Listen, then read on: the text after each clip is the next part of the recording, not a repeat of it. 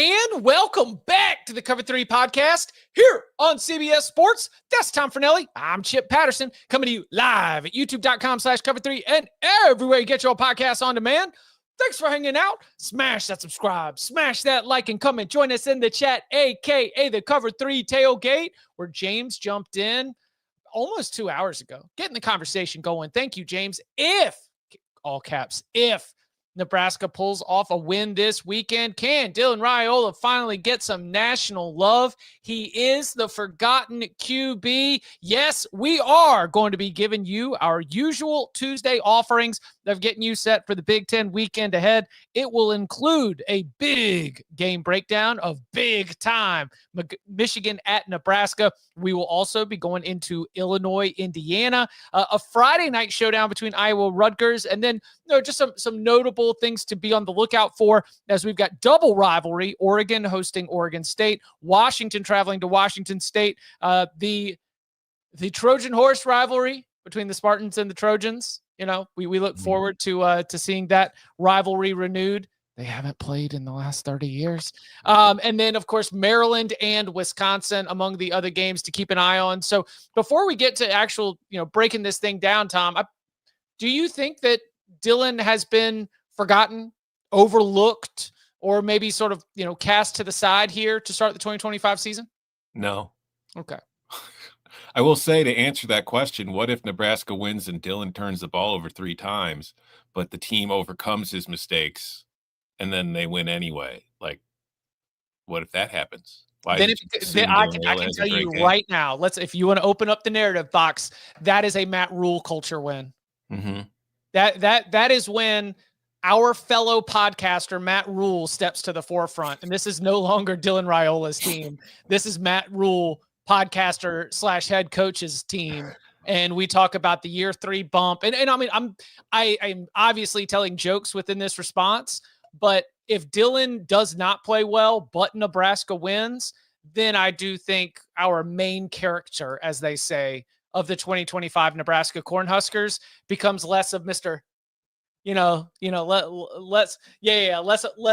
of Mr. This guy and a little bit more of Matt Rule and his halftime speech against Akron, and everything that comes along with that experience. That would be my prediction if it plays out the way that you said.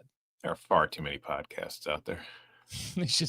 I think our dear friend and Cover 3 fan Kevin Clark did offer that we should start confiscating podcast microphones. Yeah. Just like as the way that they do medicine drop-offs, recalls. Everyone needs to drop off their podcast microphones, and then we'll do it. Okay.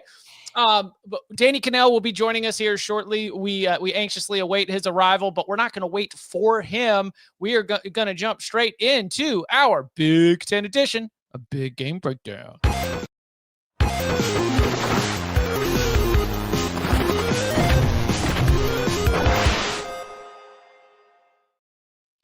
And we begin with that big time game with Michigan going out to Lincoln to play Nebraska.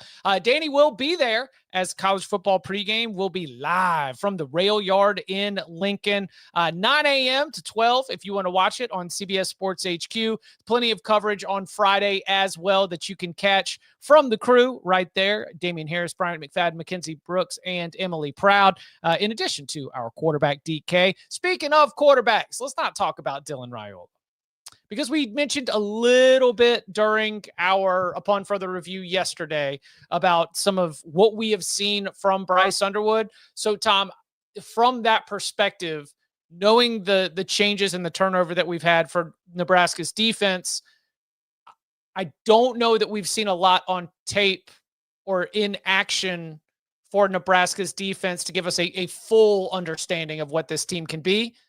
What do you think that matchup looks like when it is Nebraska's defense going up against Bryce Underwood in this Michigan offense?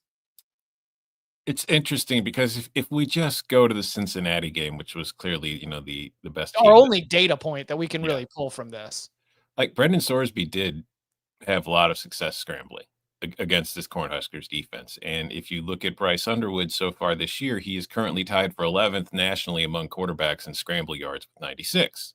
So will we see Underwood use his legs more in that capacity to pick up yards and keep drives going? Can Nebraska keep him locked in the pocket? Because, and I talked about this on the Monday show, and I wrote about it a little bit too. Like, part of the success that they had as far as unleashing Underwood against Central Michigan was longer developing pass routes, which then had Underwood waiting longer to get rid of the ball, which then invited more pressure. But for a freshman quarterback, he does a very good job of riding the pocket and getting out of the way and staying with his eyes downfield to make those throws. And if you look at Nebraska's defense so far, and this includes like the games against teams that, were not exactly hard to play, they don't get a whole lot of pressure. But it hasn't impacted them because they're still not allowing big plays, because to this point they are tackling very well. They are third nationally in missed tackle rate as a defense. Now, how much of that is the opponent and how much of that is just their actual players and their ability to make tackles, we'll find out more as the season goes on, and we'll start finding out this weekend. But my concern for that, as far as on Michigan's side, is Nebraska's done a very good job of limiting big plays. Do we really think Michigan's ready to start going explosives in the passing game? Because, yeah, they were able to do it against Central Michigan, but we have seen their receivers for the last, feels like 1,000 years now. They don't have great receivers, and they haven't had them the last couple of years, and they don't have guys who are really consistently getting open downfield and winning routes that way, and it makes it harder for your quarterbacks to win that way. So it's going to be interesting to see if Michigan's able to get guys open down the field, or if we're going to see them relying much more on the shorter passes and their tight ends over the middle of the field. So that's going to be a key spot to watch as far as that matchup's concerned.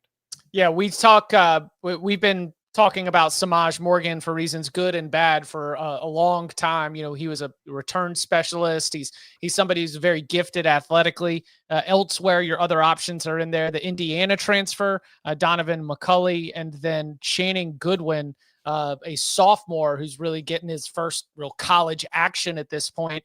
It is not what for teams that are competing for conference championships, college football playoff spots. I think we're used to having a little bit more name recognition when it comes to the pass catchers, and maybe that's being spoiled by it in their own conference, by what we know out of Ohio State, by what we know out of Oregon, by what Penn State went to go get in the transfer portal. They are operators within the offense. They are not, to take our old Barton Simmons fighter pilot bus drivers. They are not fighter pilots of the wide receiver position. And it's funny because and this was a thought I had last night while watching Monday Night Football, because, Nico Collins makes a great touchdown catch on the very first drive of the game.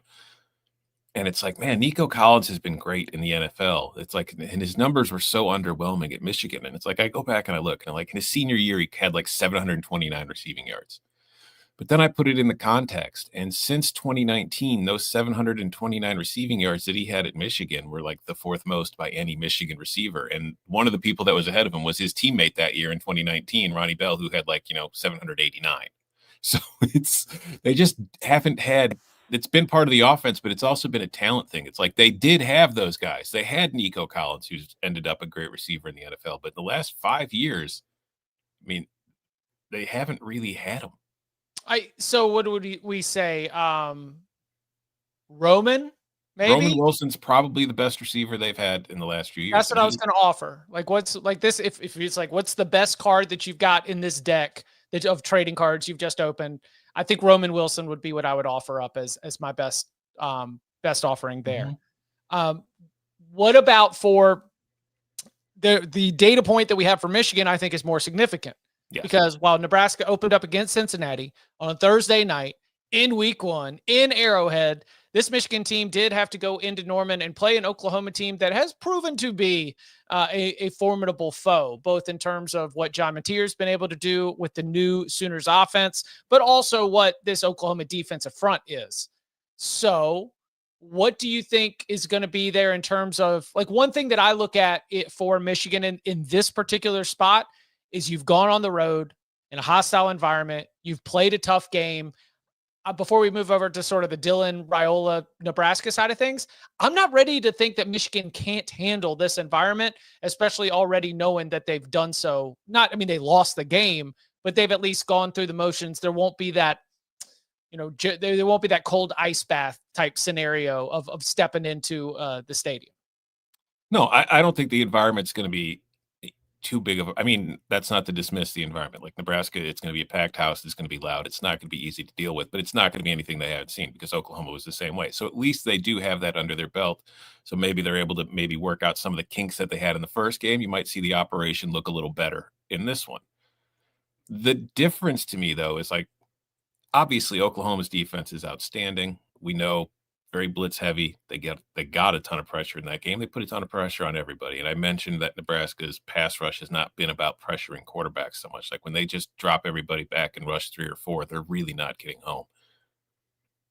But the other side of that is, as far as the offensive line and defensive line are concerned, this Michigan team it's not as good as the teams of recent vintage. The offensive, yeah. I don't think the offensive line is as good as the offensive line has been the last few years. And I really don't think the defensive line is as good as the defensive line has been the last few years. So it's going to be really interesting to see that battle because I do feel like in recent seasons, when Michigan would be playing Nebraska, they had a significant advantage in that department on them.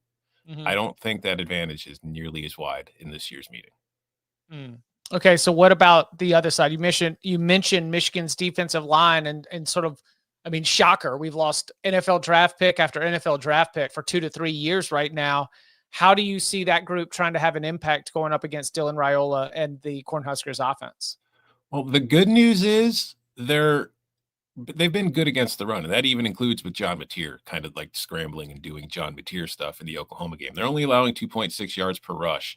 And if you look at Nebraska's run game, that's important for Michigan because Nebraska has run the ball well from down to down, but they've killed themselves with turnovers. They've actually fumbled the ball 3 times on rushes, which I think is, there's only like 7 teams, I think, who have fumbled more often when running the ball this year than Nebraska. So they have to clean that up. They have to take care of the football. But when they're not fumbling, they've actually been pretty damn effective at moving the ball on the ground. Where I think the bigger problem could be for this Michigan defense is, and here comes the Dylan Raiola stuff. Like, he's not pushing the ball down the field much, but he's completing a very high rate of his passes. Nebraska is 4th in passing EPA per dropback in the country so far. And again, we have to once again bring up the fact that 2 of their games have been against nobodies, and they weren't nearly as good against Cincinnati. And they're also 24th in explosive pass rate. So that's good. But the key to it has been in pass protection. Nebraska's offensive line has been great. They've been 6th in pressure allowed, and they've been 1st in the time to pressure. Like they're holding up for over 3 seconds before they give up the pressure when they do. So that typically implies that when they do give up pressure, it's more on the QB than it has been the offensive line. And when it comes to this Michigan team, as I just mentioned, I'm not as in love with their current defensive line because Michigan to this point has not really done a very good job of generating any pressure when they don't blitz. Now, some of that is, it's not a problem in that, with Martindale, they tend to be blitz heavy as it is. So it's part of the scheme. It's just last year they had such a strong defensive line that even when they didn't blitz, they were still able to put pressure on opposing quarterbacks. That has not been there this year. I mean, part of that we could say was, Barham not playing for a half against Oklahoma and then missing part of the game against New Mexico too. But just overall, when they're only rushing 3 or 4, they're not really getting home. So Michigan might feel the need to blitz more in this game than even they typically do, or it could prove to be that Nebraska's offensive line is a mirage that's only taken advantage of bad teams. We don't know that for sure. What we do know is that while he's not bad compared to other quarterbacks, Raiola is much worse when he's blitzed and when he's pressured. Like against the blitz, all of his numbers pretty much drop across the board, which is standard. And they are still higher than a lot of guys. But what really changes is he becomes far more likely to turn the ball over when he's blitzed. So if you are the Michigan defense, I do expect that will be a big part of the game plan. You will be bringing blitzes. You will be disguising them. You'll be trying to confuse everybody before the snap and force Raiola into making mistakes, which he has shown the tendency to do. And that's over his career, right? Mm-hmm. Since last year, yes. Yeah, because again, you played Akron, you played Houston Christian. Those are 8 quarters, and he didn't even play, only 21 pass attempts in the game against Houston Christian. But we've got 8 touchdowns, no interceptions so far through 3 games of work. He is in a in the upper quartile in terms of completion percentage, kind of middle of the road in terms of yards per attempt. He did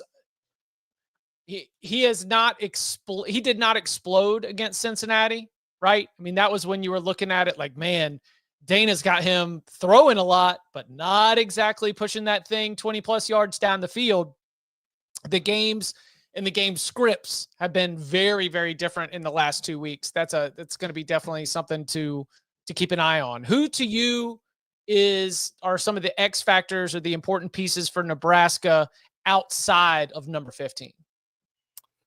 On offense, I would say the most important player would probably be Isaiah Hunter, who is, I think that is somewhere they can, like Dane Key, I think is an important part of the pass game, but I think Hunter is the guy that you're going to need to really just kind of, pop some big plays on him. And he's been one of their more effective receivers to this point.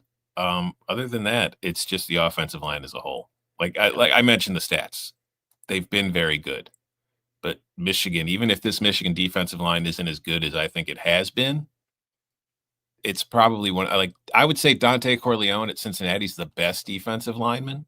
There was a comment in the tailgate wondering if Cincinnati's defensive line poses as much a challenge as Michigan's does. Not overall. I think Dante Corleone does a lot of damage on his own, and then other guys on that line are able to take advantage. I don't think Michigan has a Corleone, but I think across the board, they're better. And I think Barham is very good. And I think that he coming off the edge is going to be a big problem for Nebraska that they have to figure out ways to deal with, whether that's sending another tight end or over there or just chipping in with a running back, which honestly, I don't know if Nebraska really has a running back I trust to take that job, but I don't know. We're going to have to see. They're going to have to figure out ways to slow him down because I think based on what I've seen with my eyes, like if you can take him out of the play as far as like pressuring the QB, I think Michigan has to manufacture other guys to be able to put pressure quarterbacks, whereas Barham's the only guy I feel like capable of doing it on his own.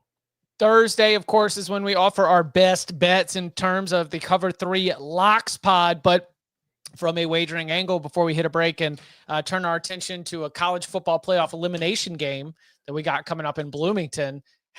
Is Michigan as a road favorite? Is that something that should make people nervous, or is that some underdog trap right there? Total, anything stand out to you in terms of the wagering angle?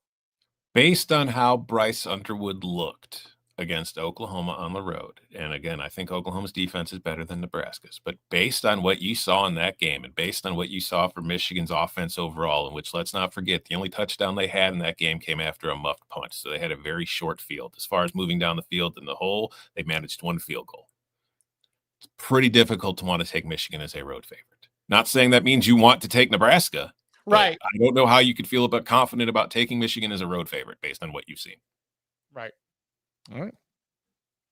Coming up on the other side, we turn our attention to Illinois at Indiana, ranked on ranked. And it ain't on the hardwood, baby. It's on grass where men play. All that and more next. Name's Conrad Harrigan, family man. And if you cross my family, well, you'd better pray.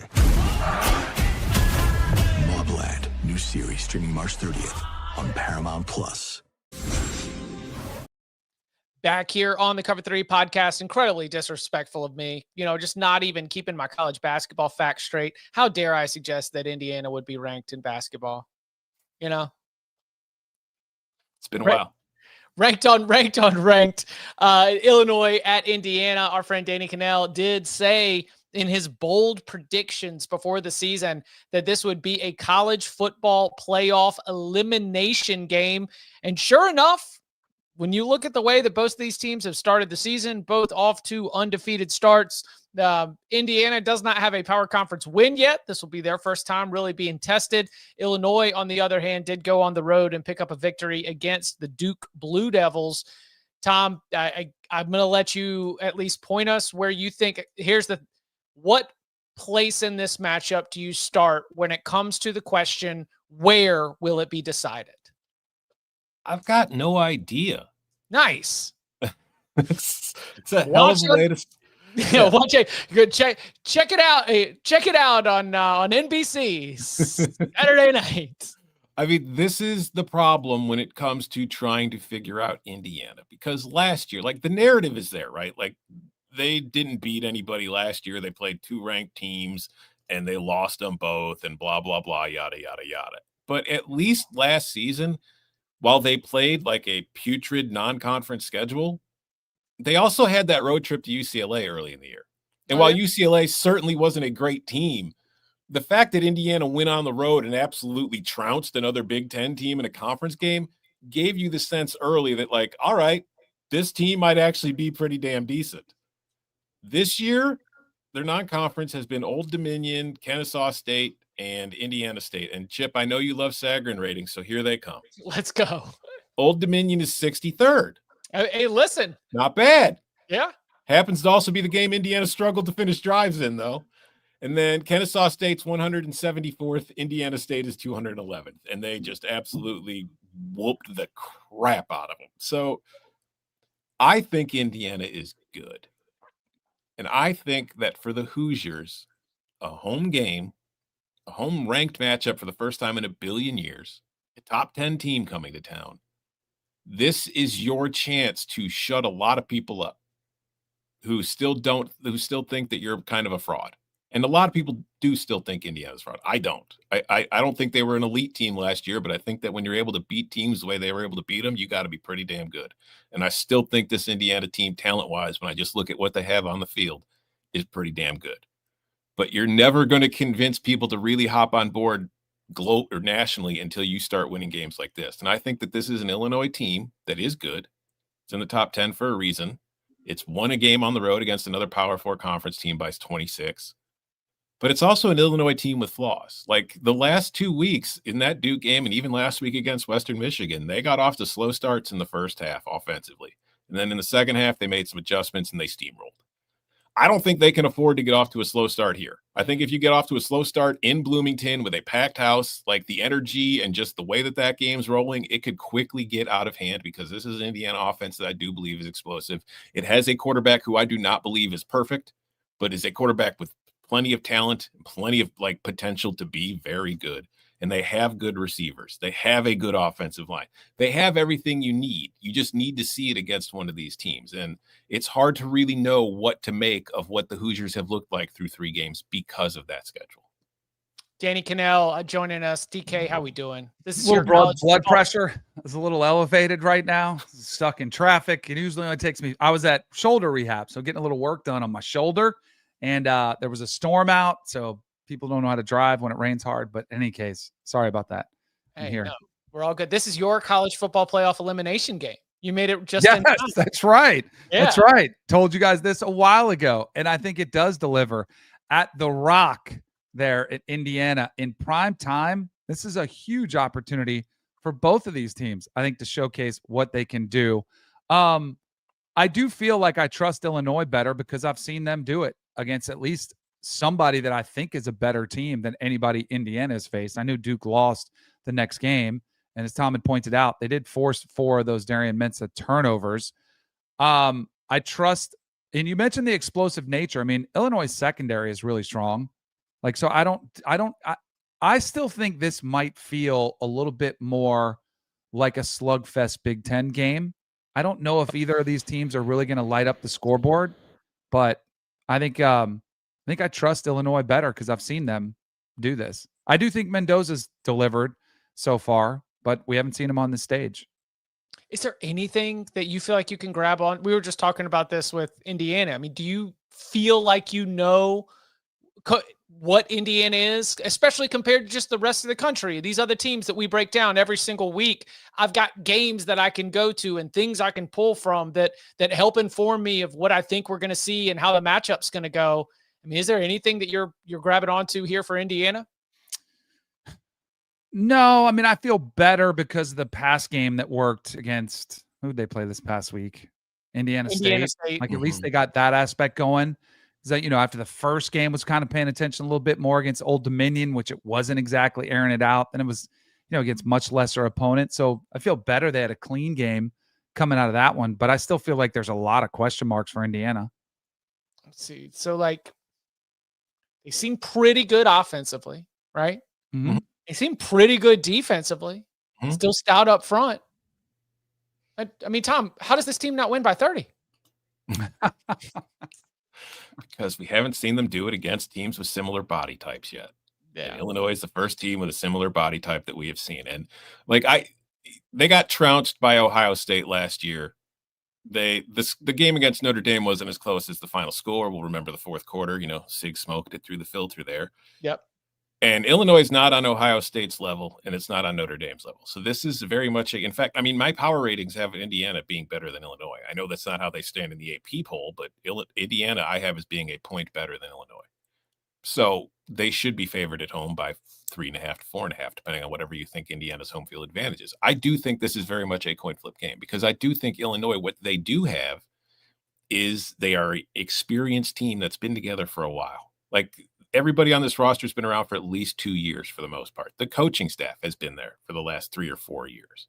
Indiana is still a lot of transfers on this roster. Some of the guys were there last year, but a lot of new faces are still coming in, and this is going to be the first time they've really dealt with another strong opponent. And you don't know how they're going to react to that until it happens.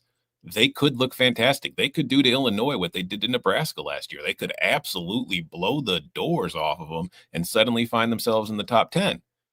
They could also struggle and find themselves on the wrong end and lose in a close game, or they could get blown out. I have no idea. The one thing that's going Illinois' favor to me is Luke Altmaier is improving. Like he was good last year. What we have seen from him through 3 starts, no turnovers from this Illinois offense. They're taking care of the football. The passing attack, they lost their top 2 receivers last year. Hank Beatty has stepped up, and he's been phenomenal for them. And they've got 3 or 4 guys that they are working to regularly. It's not just the 2 like they had last year. They're far deeper at the position. They're spreading the ball around more. Running back-wise, they have 3 good running backs. The concern is, and this was a concern last year, as far as like the power run game in between the tackles, Illinois struggled with that last year. Illinois is struggling with that again this year. It's the same offensive line. It's the same issues that they had. That could be a problem for them against Indiana, but this is still a team that is a pass-first offense. They don't need to run the ball well to win. In fact, Illinois typically doesn't run the ball well until the second half when it's already ahead of you. That's when things start going downhill because they just wear on defenses. So if Illinois is able to have a lead in this game in the second half, they've been a very good team after halftime. Every single week that they've played, that is the one thing that I have noticed. Their adjustments at halftime have been very effective. And I also think defensively, Aaron Henry now in his 3rd year as defensive coordinator, they've been far more adaptable to their opponent. Like some teams, they will play a whole lot of man and just come at you and dare you to try to beat their secondary one-on-one. Then against teams like Duke, they're dropping back, playing deep zones, making you move the ball down the field with short little passes, seeing if you can be patient enough to do it. I think they're going to take that kind of approach with this Indiana team. I think they're going to see if Mendoza can dink and dunk his way down the field without either A, trying to take a shot that he shouldn't be taking and turning the ball over, or B, just, missing. So I thought when they signed Roman Hemby out of the transfer portal, former Maryland running back, I was like, okay, that's your guy. And again, because of the way the games have played out, you're doing a lot more of rotation. But the law offices of Black, Beebe, and Hemby, I mean, they've got to. So Black came from JMU. Beebe might have been an in-house guy who was there at Indiana. Of course, Hemby comes over from Maryland. But this is a trio of running options that I think their ability to run the football and have a couple guys do it is going to be something that's really, really important in this game. Illinois being able to defend the run is obviously something that starts, in my opinion, Tom, up front with the defensive line and then just sort of, works its way from there. But if you want to look at a spot where Indiana might at home in a huge game, if they can get that ground game going, cycle in a couple of backs, keep everybody fresh, that'd be one way. Again, trying to pull as much as I can from non-competitive games. That'd be one thing that I think Indiana might be able to lean on in this matchup. I will say, again, Illinois has played Western Illinois, Central Michigan. Season, UAB transfer. That's right. Illinois has played Western Illinois, Central Michigan, and Duke. So there's one solid opponent in there. I will say their run defense so far this season has been much better because up front, I do feel like their defensive line is stronger. So they've been able to just kind of clog holes. And like last year, I felt like teams were able to run. The one area I think that I have seen with Illinois, and it was with Mensa, and I think Mendoza can take advantage of it, but I also think it's part of the way Illinois was playing defense in those games. Quarterbacks have been able to on RPOs and all that kind of stuff, quarterbacks have been able to gash them a little bit on keepers because Illinois is kind of crashing down hard on running backs in those plays, which is allowing the quarterback to move. So that's something I think Indiana's probably seen on tape, and Indiana's probably going to try to take advantage of with Mendoza because he is big, but he's a good athlete. He's a real good athlete. You know why? Because we saw him running for his life last year against Cal. Something he hasn't had to do yet. That's another one. Like, he hasn't really been pressured yet. He's had really good protection. Everything's been kind of clean for him. Can Illinois make him uncomfortable with Gabe Akers coming off the edge, who also made life a little difficult for Darian Mensah. The dude is a game wrecker, so we'll see if he can do it in this game. As we said with the last game, official wagers, of course, coming on Thursday's Locks Pod. But when you're looking at, we've got the spread and the total there on the screen right now. DK, you and I've got our little battle. On Wednesday. It's getting close too. I know. Chip had a good week 3. Yeah. What are we doing here? What is this line? What does it tell you? What does your gut say in terms of leans? My gut tells me I like Illinois in the points at the very least. Like, I think these two teams are really evenly matched. I think this game is a fourth quarter game that could come down to special teams and a field goal. But if it's over that that field goal number, then I like Illinois in the points. But like, to your question, I wouldn't be surprised if Illinois won the game, at all. I lean over. Interesting. I think both of these offenses are going to have room to operate and have big plays. Whoa. I mean, just take advantage of the perception. The total should be a little higher, in my estimation.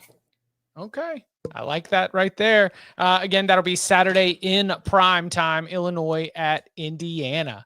Coming up on the other side, we continue our look, breaking down some of the biggest games in the Big Ten, couple rivalry games, a Friday night tilt, and a whoopsie daisy off in Los Angeles late night.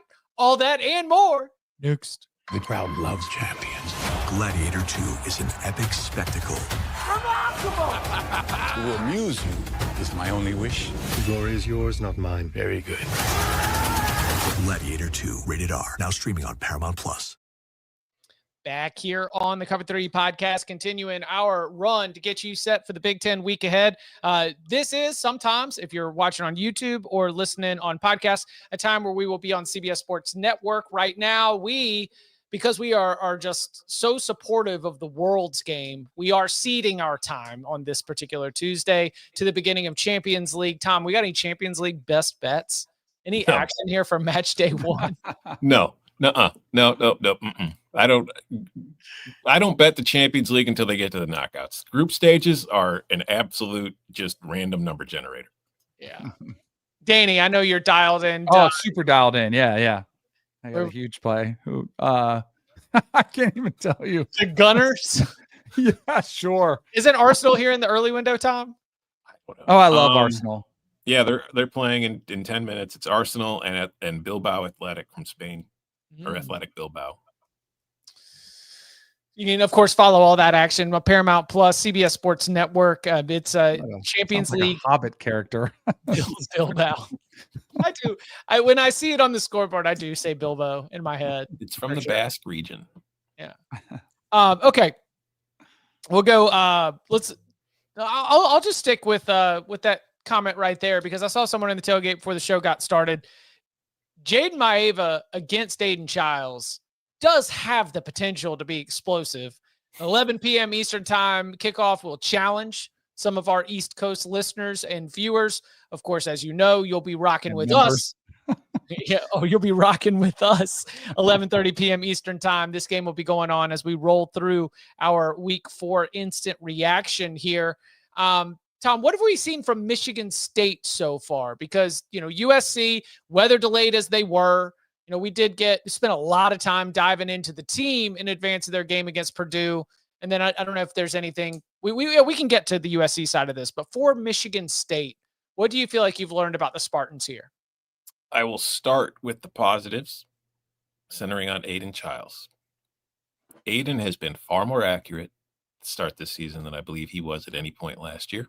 He's also making far better decisions than at any point that he was last year.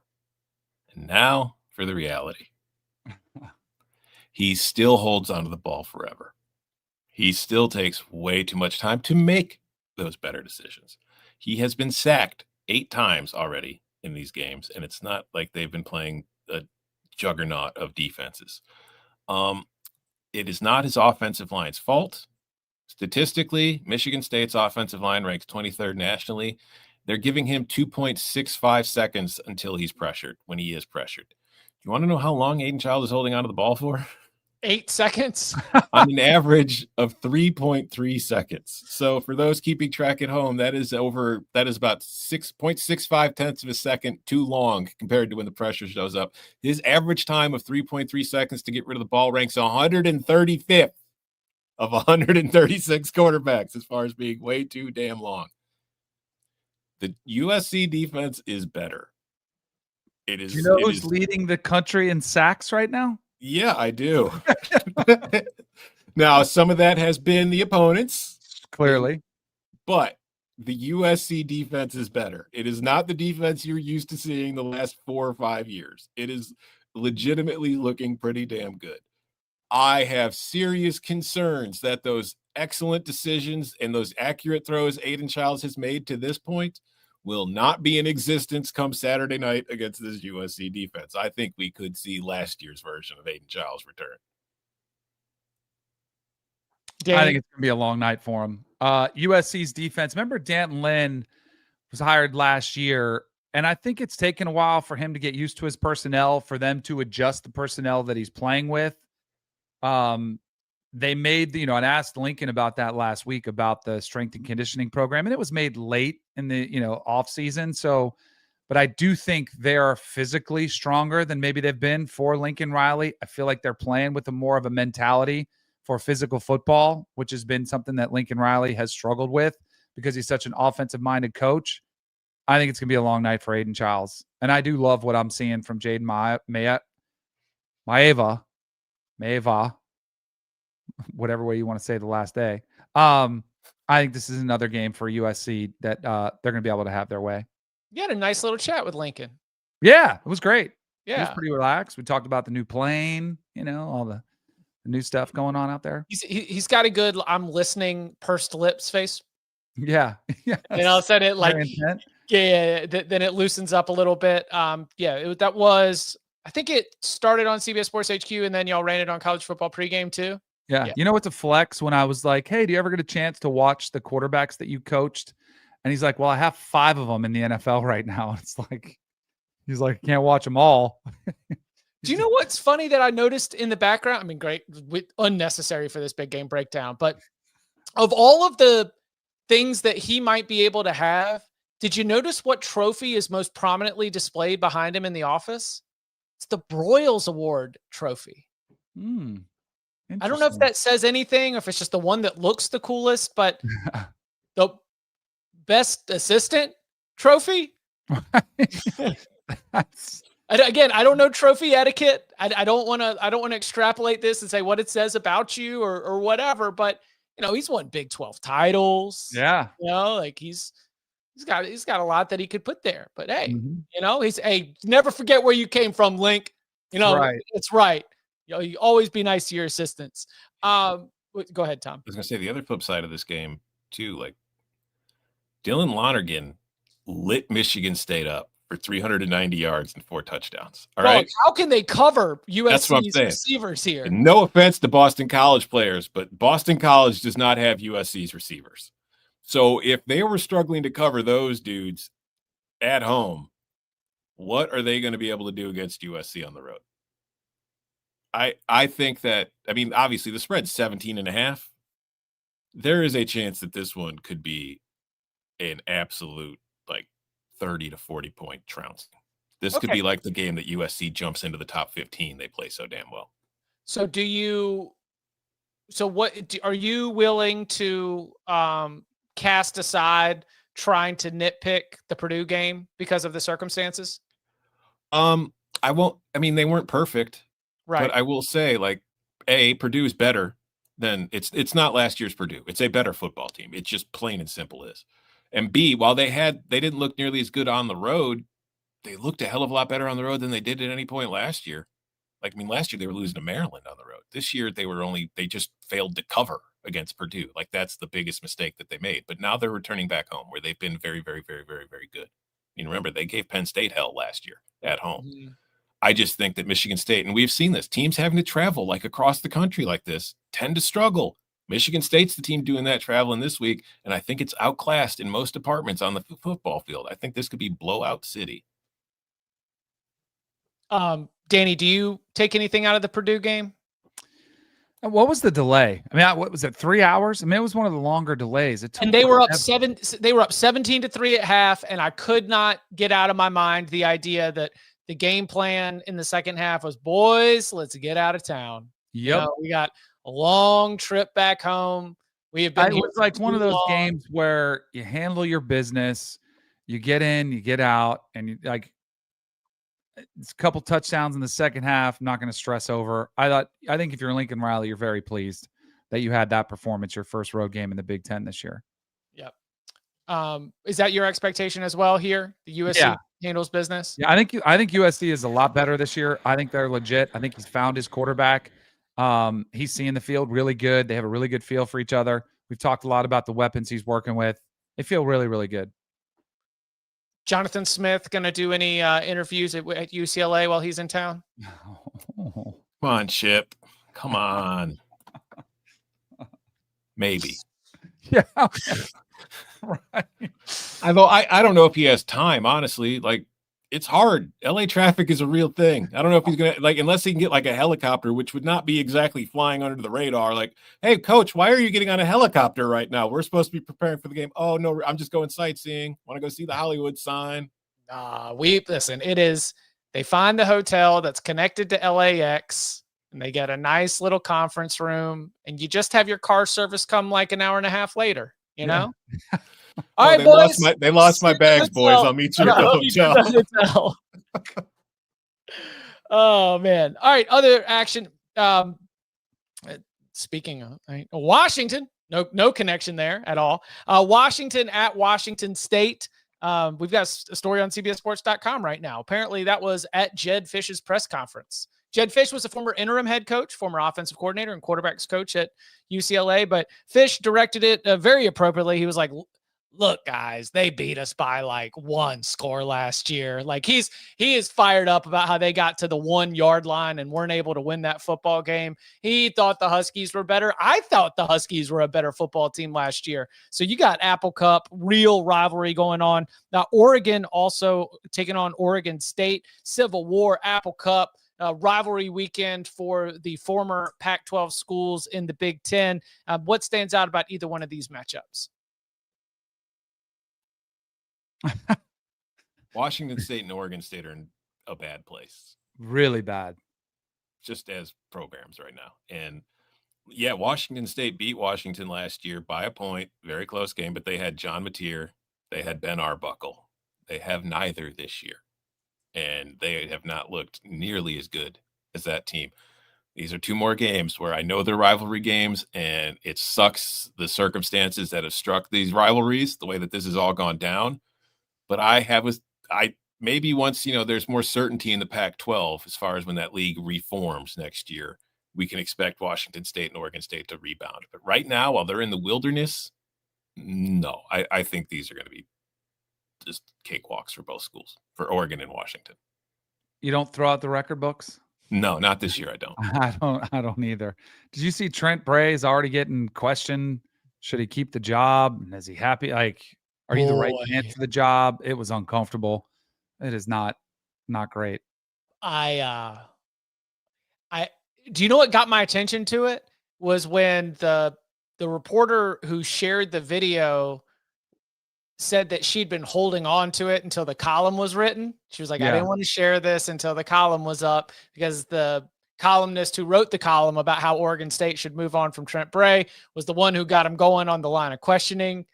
It was, do you stand by your coaches? And the last line, to Danny's point, was like, do you enjoy being a head coach? It's bad. I feel awful because these are 2 good programs that do have tradition. They've always been competitive, but they're really struggling to keep players, to keep coaches. And with the uncertainty around college football, it's almost impossible for them to be competitive as they once were. I hate it for them. We'll also say I'm not a big J, be a pro lesson here, but that is kind of a shitty question to ask in a public press conference. If you want to ask him that off the record, go for it. But you're angling for a response when you're asking that at a press conference. Yeah, that's fair. Totally fair. Agreed. I heard that offered as a we talked about the Brian Kelly thing. I did hear that. It's like, look, you can ask Brian Kelly that exact same question That's a perfectly fine question to ask Brian Kelly. His response to it was ridiculous. Asking a football coach if they enjoy being a football coach is just purely hunting for a moment. Yeah. Or are you the right guy for the job? Which I've heard that asked to a couple. Like I think Billy Napier might have got asked that one. Like, what do you want him to say? No. Like No. You're just doing it for the response, which I think I should be fired. Question. Yeah. I just wanted to be a coordinator. I mean, come on. Okay. Elsewhere, I mentioned that we've got Friday night action between Iowa and Rutgers. Oh, Tom, this is really going to test our Rutgers overs. Yes, it is. This is what is incredible to me is like, listen, if you look at Rutgers' injury report, it looks like, a battle at Guadalcanal. Like there are roughly 30,000 cornerbacks on their injury report and another 20,000 missing offensive linemen. Okay. It is just an absolute mash unit, but the offense just keeps scoring points anyway. And the defense missing like its top 10 corners just keeps giving them right back. So I don't know, man. It can't like Rutgers offense was good last year. And obviously its performance dropped off in Big Ten play, but it was still middle of the road in the Big Ten. Iowa's defense, I don't think is as good as the typical Iowa defense, but I do think it's the best defense Rutgers has seen to this point. Ethan Kaliakmanis has played very well. We will see how he looks. He's going to have to do a whole lot of putting the team on his back, though, in this one to keep Rutgers moving the ball. And I also think because of that defense, this is a spot where Iowa could maybe find a little bit more success because they did score as many points last week against UMass as they did in their first two games combined. But the one spot that's going to be very interesting to me here is Rutgers defense every single week they've played has allowed a bunch of scramble yards to quarterbacks. Is that something where Mark Gronowski could kind of go back to his South Dakota roots there and just kind of run around and like a little madman and pick up a bunch of yards to keep that Iowa offense on schedule? He's exploded in the pass game. Mark Gronowski has. He's 234 yards. He's doubled his passing outcome every single game. So that means he's on track to have a 300-yard explosion because he went from 44 yards his first game to 83 pass yards, all the way up to 179 in a blowout against UMass. So he is just doubling his output every time. And boy, I tell you, with Rutgers, all those secondary players out, maybe he's just going to light them up. This game is going to be disgusting. I like the under. I don't care what you couldn't set it low enough. Give me the under. Mark exponential growth Gronowski. You were given how many teams are in the FBS with is it 135 or 136? Well, then who's in your clock chart for the quarterback's pocket time? I'm going to venture a guess and say Gronowski's towards the bottom from what I've seen from him. Let me see. Maybe he cut it loose this past week, but my goodness, he was taking forever to get the ball out. Maybe he fixed it versus UMass. That is actually the first step towards college football greatness is fixing it against UMass. Yes. Oh, no, the site doesn't want to load. Yeah, that was numbers to me before locks because it could be big. Yeah, I'm telling you, these Rutgers overs, they're hidden. Let's see what's the total. Yeah, total opened at 42.5 and rocketed up to 45.5. Perfect. Send it up higher. Keep doubling down. Iowa is not terrible. I haven't found him yet as I'm scrolling down. That's probably where are you, Iowa? So he's probably scrambled his way out of some of these when he holds it forever. Oh, wait, no, there they are. You're right, Danny. Sorry. They are the, let's see, 136, 133rd. I rolled right past him at 3.24 seconds. Just behind Arch Manning at 3.22, who's just behind Sam Levitt at 3.17. Interesting. I mean, mentioned there are some names at the bottom of the quarterback statistical charts in several. I guarantee you they all played 7-on-7 all the time in summers, leading up to this point where that play clock that's supposed to be in your head. I know they have a buzzer or something that they use, but it's not the same as actually having a pass rush. mentioned Aiden Childs is 135th at 3.3. Do we want to venture a guess as to who's dead last at 3.31? Is it a big school? Like, is it a? Yeah, they just fired their coach recently. Oh, Nico. Is it No. Byron Drones. Wow. Interesting. Gracious. Anything else from the week ahead before we scoot out here? A little bit longer than we even have. No TV commercial breaks, but we still wanted to make sure that those of you who got used to a good breakdown of the week ahead in the Big Ten on Tuesdays, that we still deliver it to you, even as Champions League, the World's game, takes over on CBS Sports Network for the day. Anything else from the weekend that stands out? Hot Seat Bowl in Madison. We've got Maryland. We've got Wisconsin. Winner wins and loser faces some anger. I think. I agree. That's a big game for both coaches. Yes. I do not think it's a big game for both teams or both programs, but man, it's a don't lose it game for Mike Loxley and Luke Fickell. Yeah, because if you were to power rank now that Deshaun's been canned, like the hottest seats in the Big Ten, I believe it's Loxley and Fickell. Who else would you put up there nationally? Besides Napier? Gundy for sure. Probably still Pittman, although they've gotten off to a good start, so it's quieted it a bit. But if they start, Bill Belichick.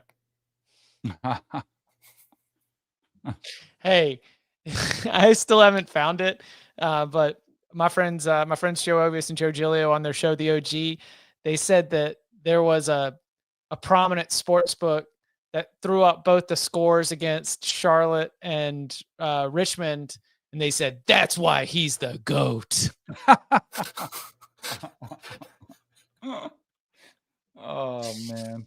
I mean, I'll tell you what, if that's why he's the GOAT ain't doing much for the Tar Heels, who are touchdown underdogs on the road at UCF this weekend. Oh my gosh. Listen, I saw it. Like if Frost wins, doesn't he tie like one of Saban's records for most consecutive wins at one school? Like obviously Saban did it all without leaving. Right, one stretch. But I think that based on, I think Frost would have the same length. I can't remember what the number is, but I thought I read that on somebody tweeted that the other day. Oh, it was Matt Brodsky, and he's ready to go. I'll have to get Patterson Sports and Research on that to make sure that we confirm it, because that's a reason, if nothing else, for the Wouldn't It Be Hilarious to be able to have just a headline in the headline stack on CBSSports.com. Frost ties Saban for longest winning streak at one school. Let's go. All right. We will be back on Wednesday, 11 a.m. Eastern time, for our regular edition of Wednesday's Big Game Breakdown. And we still have a lot more to get to. Texas Tech at Utah, Auburn at Oklahoma, Florida at Miami. The Iron Skillet is on our radar, Arizona State and Baylor, and so much more. So come and hang out, youtube.com/cover3. And you can follow him on Twitter at Tom Fornelli. You can follow him at Danny Kanell. You can follow me at Chip_Patterson. Gentlemen, thank you very much. Your favorite team sucks.